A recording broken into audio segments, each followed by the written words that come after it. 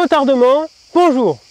Alors ouais, je sais, la fiche numéro 6, tout ça, mais on est champion du monde. Oh gros, tu es sérieux là? Quoi, qu'est-ce qu'il y a? Tu as un problème toi? On est champion du monde, bordel. On est les champions. Maquillage et tout. On est les champions. Bon alors évidemment, avant de commencer cette fiche, un petit mot à notre équipe de France. Franchement les gars, merci beaucoup, vous nous avez régalé. Bon, la finale, c'était il n'y a pas longtemps, hein, c'était dimanche dernier, et du coup, je suis trop content. On est les champions! Bon, allez, c'est génial, mais on va se remettre à bosser un peu quand même. Mais dans la bonne humeur, la fiche numéro 6, elle parle des équipements de protection. Alors bon, c'est pas comme si j'avais fait toute une série de vidéos juste sur les équipements de protection. Du coup, j'ai beaucoup hésité à l'écrire, mais je me dis que si tu révises, tu as peut-être besoin d'une info condensée sur ce que tu dois dire à ton examinateur. Alors évidemment, ça commence par le casque, neuf et homologué. Il est obligatoire pour toi et ta copine derrière et il doit avoir les autocollants réfléchissants. Oui, c'est obligatoire. Et il doit être coiffé et attaché. Alors coiffé, ça veut juste dire qu'il faut qu'il soit sur ta tête.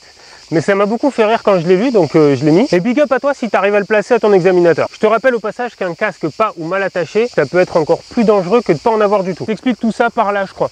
Peu près. Il doit répondre à la norme européenne qui est la plus répandue, étiquette blanche et numéro commençant par E, ou à la norme française avec une étiquette verte, mais elle existera bientôt plus. Comme ici, E051722. Oui, c'est toujours le même. Alors bon, peu importe le casque, il faut que tu saches que dans 20% des accidents, il est éjecté. Mais bon, le truc aussi, c'est qu'il y en a qui le portent comme abrutix et du coup, ils pourrissent les stats. À quoi, gros chien? Un problème? Alors pourquoi ils sont éjectés? Ben parce que la jugulaire, elle est mal ajustée ou alors pas attachée du tout. Et là aussi, je t'en dis un peu plus sur les systèmes de fixation dans la vidéo sur le casque. Il faut donc ne pas l'acheter d'occasion et bien faire attention au moment de l'achat, qui te serre pas trop, mais qui soit pas trop lâche non plus. Il faut bien faire attention à l'ajustement de la jugulaire et vérifier que ta visière a bien un traitement anti-buée et anti-rayure pour y voir correctement en toutes circonstances. Allez, le blouson maintenant. Il a plusieurs fonctions, te protéger de la pluie et du froid, mais aussi et surtout quand tu chutes. Et il sert aussi à te rendre plus visible. Alors évidemment, les tenues de plage d'Abrutix, c'est à oublier.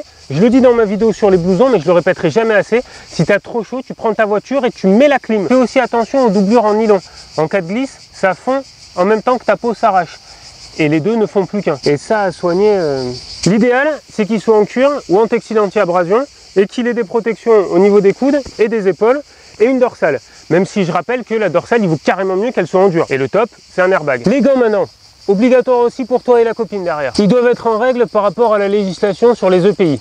Ne néglige pas les gants. Bon, d'une manière générale, ne néglige rien du tout. Hein. Parce que même à petite vitesse, si t'as pas de gants, ça peut avoir des conséquences très graves. Fracture, paralysie, amputation. Le mieux, c'est quand même d'avoir des gants en cuir avec des protections pour les articulations des doigts et une sangle de maintien pour qu'ils restent là en cas de glissade. Et tu peux rajouter à ton examinateur que tes gants te protègent aussi du froid et de la pluie. Les bottes maintenant.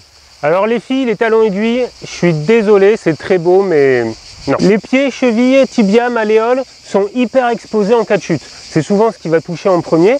Donc si tu n'as pas de chaussures spéciales moto, ce qui est évidemment le mieux, prends des chaussures en cuir bien fermées et bien montantes. Et même si c'est plus qu'évident, tu peux rajouter à ton examinateur qu'il est hors de question de porter des tongs. Ah gros, qu'est-ce que ça contre les tongs? C'est bien, hein? Oui, c'est bien, mais pas pour... Allez, c'est bon. Bon, la fiche s'arrête là, mais je vais rajouter un petit mot sur le pantalon parce que c'est l'équipement le plus négligé. Et pourtant, je te garantis que si tu peux plus t'asseoir parce que tu as fait du toboggan sur le goudron, à mon avis, tu risques t'en vouloir. Alors bon, tu peux juste rajouter à ton examinateur que tu sais qu'il existe des pantalons spécial moto. Voilà pour la fiche. Bon, évidemment, si tu veux approfondir, je t'invite à aller voir ma playlist avec mes vidéos sur les équipements de protection. Je les détaille un par un. Et tiens-moi au jus de ton permis dans les commentaires. En attendant, tu roules toujours en voiture. Donc partage l'info. Les automobilistes, s'il vous plaît, quand vous déboîtez, n'oubliez pas le petit coup d'œil. Il y a peut-être un motard caché dans votre angle mort.